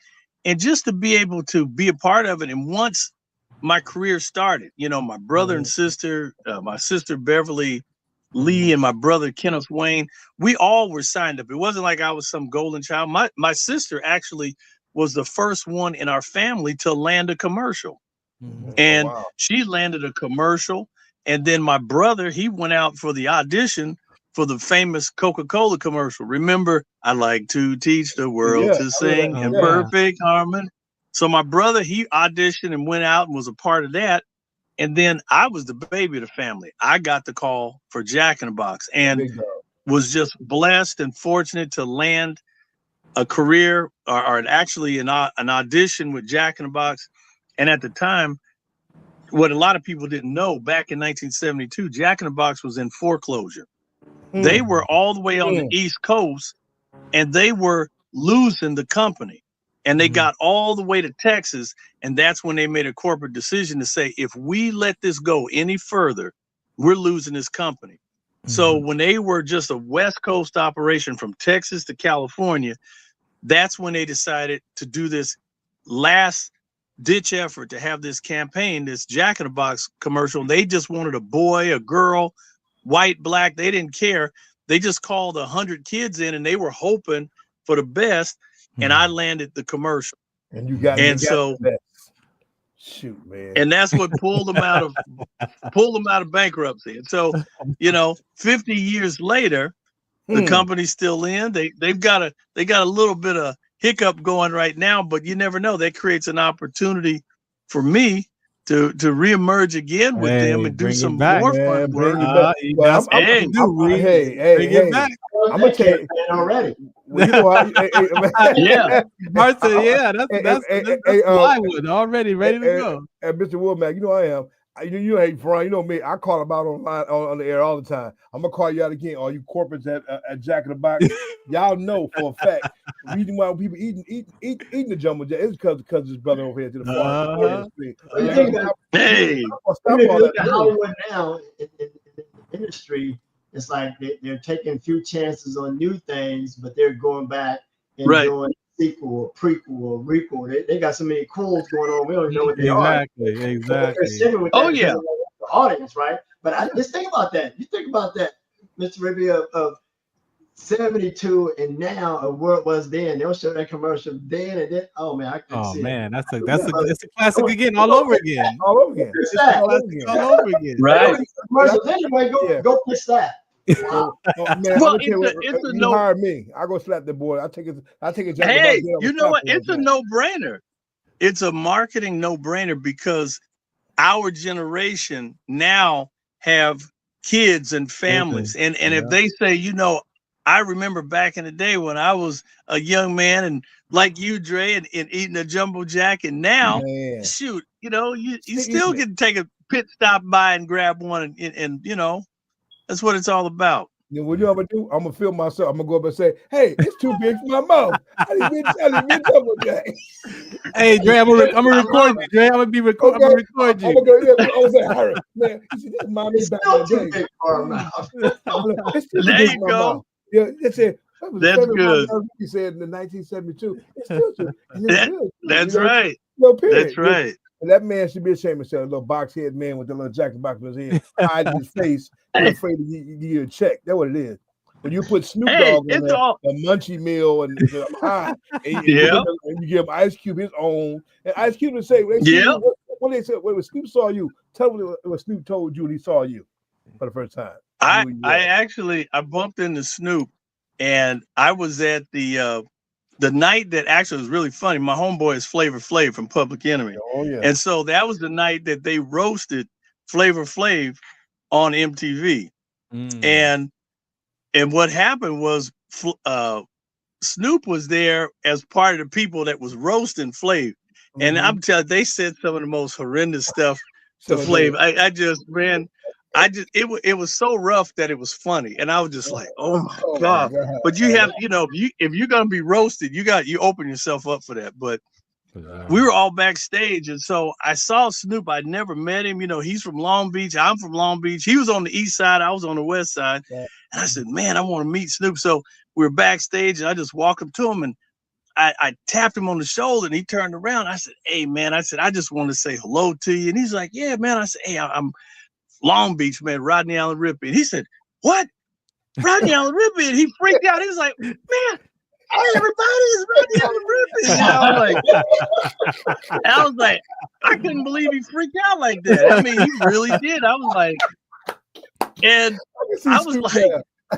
yeah, man, it was really cool. And I'm happy to see him with all his success and all the things that he's done and the Olympics and so many other things. And it's just, when you see that type of push and that type of reach within the masses, not just in California, globally, he's an influencer. And so You know, what do you expect? So that's how the big offers come in. That's how a lot of stuff happens. So I'm looking at between working with Bill and Farron and you, Dre, and Mr. Womack. I mean, I want to be able to use what I have as an access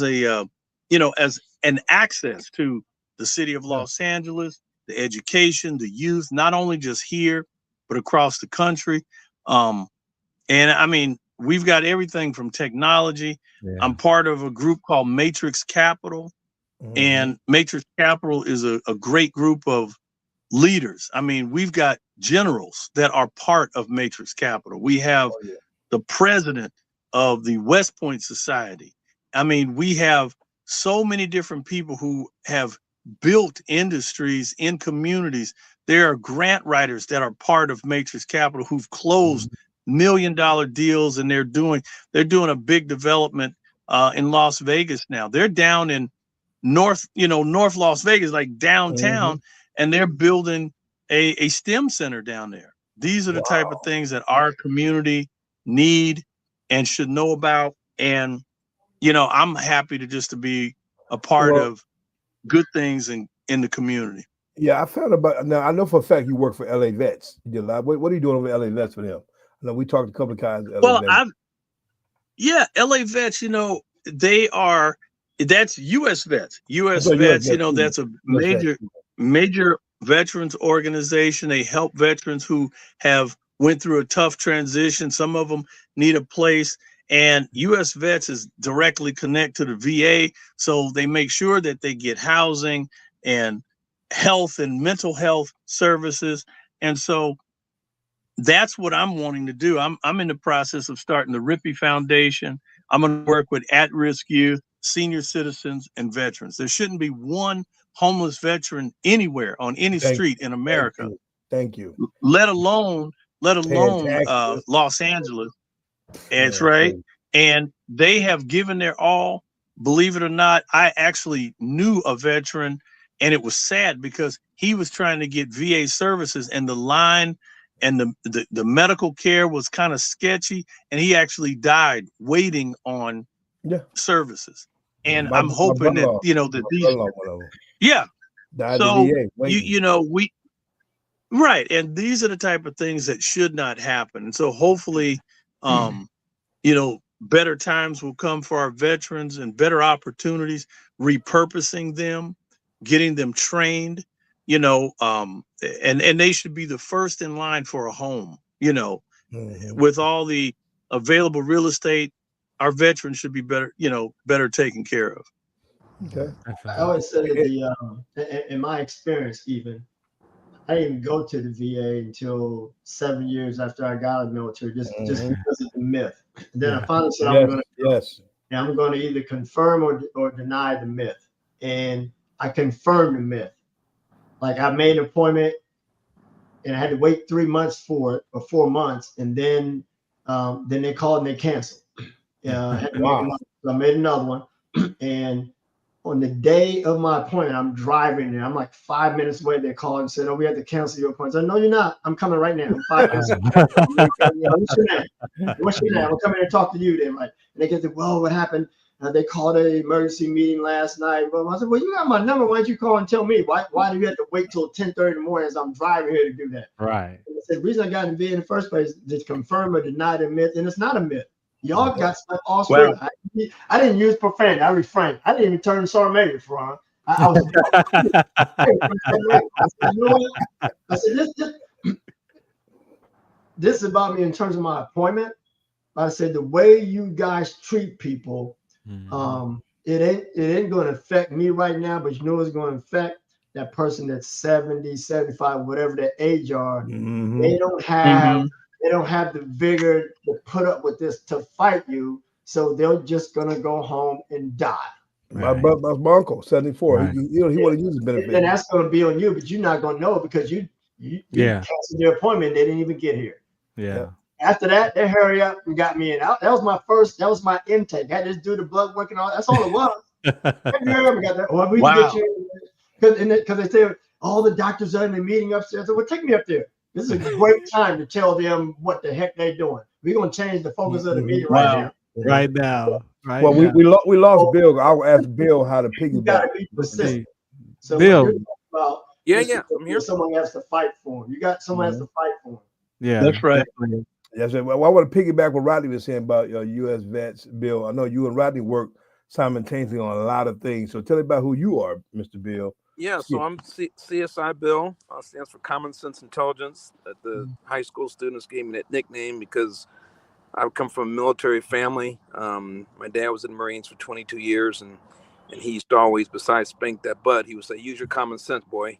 And so I grew up saying, "Use your common sense, use your common sense." And I started teaching in high schools, and I said the same thing, and the kids got together and said, "Mr. Montgomery, you always talking about common sense. We're gonna make you a nickname, CSI Bill." And I was like, "Okay." So I've been that since 8 years ago. How'd you meet Rodney? Oh man, I met Rodney. Oh, I met Rodney at, man. It's been Jack in the Box. Jack in the Box. Like all of us. What you talking about? You better go back to 1972. That's right. I was 2 years old. Yeah. There I you met go. Rodney from a guy named Al Ramirez, radio guy, and he was talking about Rodney's. Man, you gotta meet this guy, and I met Rodney, and ever since we connected up, we got some of the same views. Man, we started connecting up, and then I think Farron came maybe a little bit later. Same thing, man. So I met Farron, quickly. Farron went to the schools, man, and just dynamic, man. So we're on the same page, man. Of course, I was 18 years old. I was jumping out of airplanes, so I went into the 82nd Airborne down in North Carolina. Had a great time, man, and actually I was gonna do 20 years, but it started getting soft, even back then. So I was like, man, I got to get out of here, man. Even back then. So now it's really, really soft. Yeah. Oh my God, they can't recruit. Their recruiting levels are lowest ever. Bill, we can't see your face, Bill. We need to see your face. You see them sexy lips, Bill. What's in the face? There you go. LL Cool J. There you go. I tried. LL Cool J lips. We on Roku TV, Bill. We on TV. That's right. In the square. And actually, we get kicked off the TV, bro. No, that's right. I'm glad you guys said it. And obviously, you can see the NASA shirt because I got there you go. With NASA, and man, I'm happy to be able to give the information on this platform, and thank you guys so much because media exposure that's everything these days. So thank you guys for having me on, and I'm just gonna kick it back to you guys, man. I'm just happy to be here. Now, I got a question. Hey, also, go ahead, right. if you want to know more about Bill, just go to hiddenpioneers.com. That's hidden HIDDEN pioneers.com. We're really excited because Bill is connected to some great people. There's a lady named Emmeline King. Emmeline, she is the first African-American female hired by the Ford Motor Company in the design division. So she was recently at a big event that we had out here. The lady plays a mean saxophone. She's an artist, and she's got a big heart. She cares about the kids. And Bill, every Monday night, Bill has a stream that he does, and we go live, and we just kind of work together with people who come in to talk about solutions, not just talk, but we're looking for solutions for the community through STEM education and STEAM, that's science, technology, engineering, the arts, and math. And Bill is kind of bringing back, the shop classes and the lab classes for the young people. And that's what the Hidden Pioneers is all about. And that's my measure too. I'm running for city council is to bring it back. Me and Rodney talking about that. Because Rodney's my campaign manager. And that's what's going to happen to the point that we know for a fact it's evolutionizing with these kids on to come to tech, everything. We had all in high school. When they took it all out in the Pledge of Allegiance, what happened to your school? They turned into prisons. Their mindsets got slaved out in their mind. That's what the kids all messed up at. So NASA is like, they're doing ads now. They're doing the CIA's doing ads. They ain't never did CIA done never did. We want you in the CIA. I'm like, what? At midnight, you get an ad for CIA to apply for a job at NASA too. Now, the astronauts that was stuck in space for 11,000 years, when they came down, they said they was paying them what $5 a day. Did you see that? Is that true? They overtime in space, that's $1 trillion though. Okay, I guess. There you go. And President Trump said, "Well, I'll pay the overtime. It's $14.53. So of course you gonna pay the overtime for $14, but you stay in space 9 months with your family. All you got is $11 overtime. They didn't want to pay it. That's crazy, man. So Bill, wow. Not NASA. Is that how do they get paid when they astronauts they go up? Well, it's almost like the military. You're on a contract, and you sign up, and you make 65 cents an hour, man, for 24 hours, man. That's okay, there you go. That's good money, man. 65. Yeah. So Lumberjack back in them days, 65 cents. Yeah, I got you back in them days. Hey, that's right. Yeah. How do you get paid? And how do they go by the overtime? How do they come up with $11.53 for overtime? I don't know, man. Whatever that, like I said, whatever they're part of the military. So whatever that contract is, it's like private, first class, and you get a little bit more. Yeah, I think astronauts get a little bit more because of the hazard pay, but it's not. You would think there'd be a lot, but nope. It's I won't be flying in space no time soon. Wow. But you charge $3 million to go up to the upper part. And then come back home. You charge $3 million to go to the upper part of space to come back home. That's crazy. Hey, Bill, how much was jump pay? Well, jump pay was $83 a month when I was there. 82? I don't know what it might be. What year was that? This was 83 to 86. Okay. Yeah, it was Did they give you a tip if you turn your ankle? It was $55. Sorry, Mention said he was getting $55 back in his days. 77 is $55. Hey, I'm trying to get service connected now as we speak. Oh my God, man. My ankles and stuff. He turned his ankle. I'm messing up, boy, I tell you, but yeah, there's so much information. I'll talk to you offline, Bill. We'll talk about that offline. Okay, that'd be great. Oh yeah, definitely offline. So there you go. But it's an honor, man, to see these distinguished gentlemen here today, and people understand behind all this experience and this knowledge and this God-given talent. It's here to help society. What society is all about. It's about our kids, man. What are we going to do, gentlemen, about these kids' generation? Is it talking to the parents? What do you think? Is it the parents talk first before you get to the kids? Reconciliation. Malachi 4, 5, and 6 says that we can return the hearts of our parents back to our children, the hearts of our parents back to the children back to their parents. So, amen. For me, it's either direction. We can get our children to develop and go home and share what they learned from an emotional, from mental toughness standpoint. That parent's going to come to the school and be like, what are you teaching my child? Because now they're talking different. They ain't talking like they used to. And now we draw that. Right. Or we have the parent come in and have a conversation. One way or another, that's where it starts. For me, it starts at that family dynamic. And if we can restore that heart of that child back to that parent, and I truly honor my father and mother, I'm not going to want to hurt you.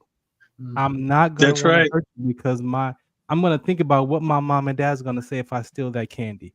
What if I steal that? What is my mom and dad going to say first? Yes. I'm not going to do that. But why do we have to wait till we get in jail or get in our 40s and 50s to discover that that's what life should have been about, 40 years ago? No, we can make those corrections today.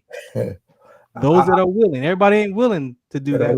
Those that are willing to look at that conversation. That's right. Yeah, like a famous the famous Eddie Griffin said, "We my black folk were so fast, we had to beat that street light on."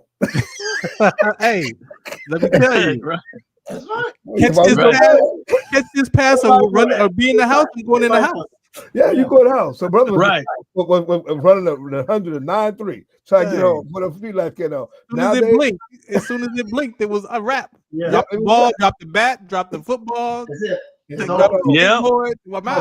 Nowadays, 11 years old out there until 10, 11 o'clock on school nights, running around, shooting the gun. No, man.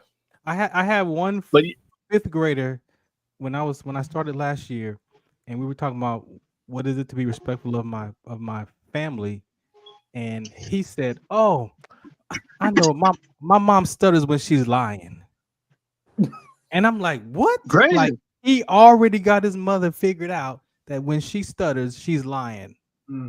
Now, what happened where he discovered that stutter was connected to something she said that was not true. And now that's how he listened to his mother. If she stutters, she's lying. And he was a fifth grade. I'm gonna tell you what, I was brought up in a little bit of different way. My mama could tell me anything, and I believed it. I'm gonna tell you. Thank you. I had the type of parents that whatever mama or daddy said, I believed it. And there was no questioning. You couldn't ask why. I mean, because that would entail the hickory stick. If you started asking why, the hickory stick would come out, and I didn't need the hickory stick. So, well, let me tell you guys something. In high school, I've done the R&D. Okay, the couple things they say. First of all, like you said, as soon as you say something, why, what, okay, and then they say when they get in trouble, so they say nobody told me. So those are the things that the kids say now. Why, what, and nobody told me. Yeah.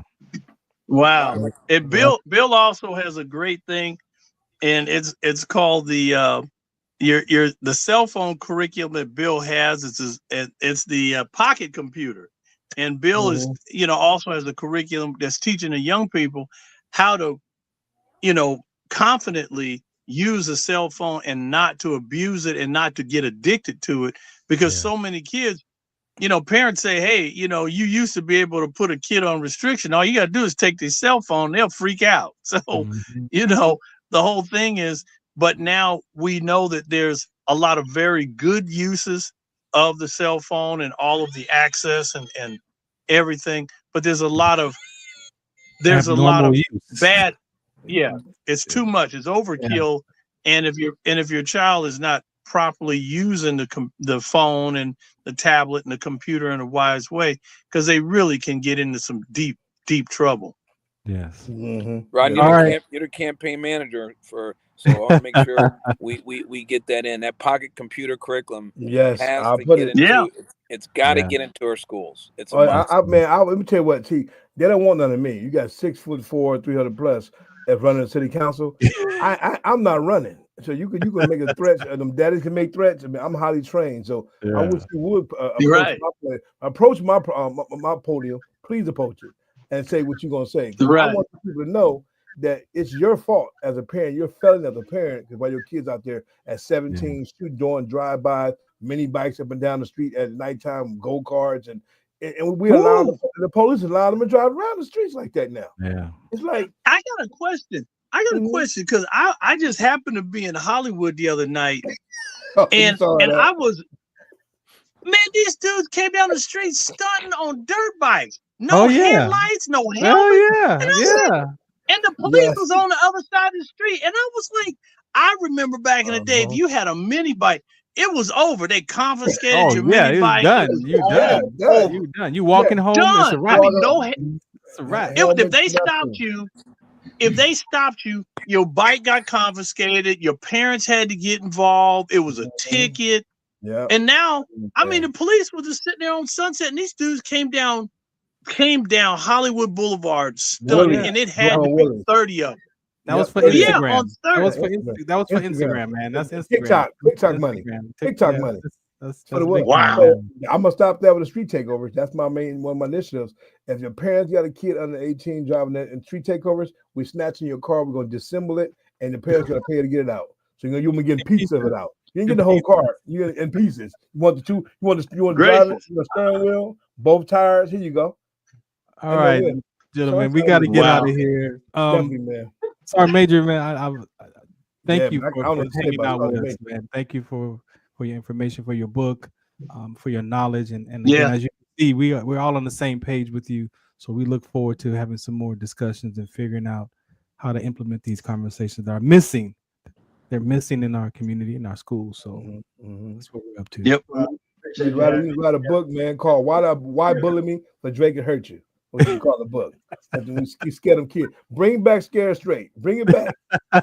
Bring it back. That's to TV, right, man. Bring them kids. Them kids. No, put them. Hey, I told Dr. Bond on Monday, like, man, we need to have a boot camp. I'd say because LAUSD is so protective. You can't really say nothing because the child could be like, "Oh, he said something to me, or he did." He in jail. No, I don't want to be in trouble, but I'm like, bro, like, you can only say so much. Yeah. Right. I'm like, we need to have a boot camp so we could do some front leaning rest or something every time when they mess up, like you corrective. You don't get in shape at the same time or something, but they're so protected, not in the wrong way, but you really can't even say much to them without trying to get it. You might be in trouble for saying something, but you can't do that. You can't say that. Yes. Listen, at Washington Prep High School, they had 2 ROTC instructors. One was there for a long time, man. He had his uniform and stuff like that in the front lobby, blah, blah. Man, he said something to a kid. The kid said he said something. They got rid of him. Man. Yeah. That's tough. The kids are the winners. The kids are the winners. That's tough. So man. definitely. Mm-hmm. But so Mr. Womack, what we need to do with you is make sure we get our information. And then of course we would love to you guys come out again. Me and Farron is doing a grand opening for an all-male salon. Beard done. It's called Hammer and Nails. It's an all-male salon. Have a bar. It's nothing for the gentlemen to get pampered. The owner, Fred Russell, we're gonna be doing live, so you go out and get yourself done, Rodney. We have a day. We'll let you know, and it's gonna be I'm coming down. Yeah, and come out support. Your vets coming. We have vets there. We got some special guests there coming out. So look out for me and Farron doing bags to canvas live sports show from Hammer Nails at SB 12-1 Olympic Boulevard in the city of Los Angeles near Brentwood area. So a nice area right in the middle of a complex. So Fez, Russell is the CEO, owner, and it is a franchise. Anyone can own one. Anybody can own a Hammer Nails salon for men. So I appreciate y'all for hanging out with us tonight on the Trench Talk edition. Thank you, Farron. Thank you so much for your time. Appreciate y'all. Good seeing y'all. Peace. All right. Take care, everybody. Bless and all, gentlemen. God bless. Peace. Ladies and gentlemen, thank you for tuning in to Military Broadcast Radio. As we wrap up today's show, we want to remind you that the podcast of today's episode will be available right after we go off the air.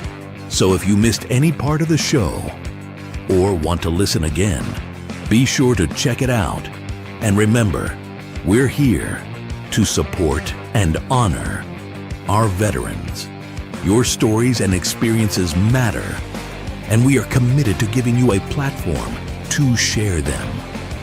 That's right. We're here to give our veterans a voice. So don't forget to catch the podcast and stay connected with us. Giving our veterans a voice.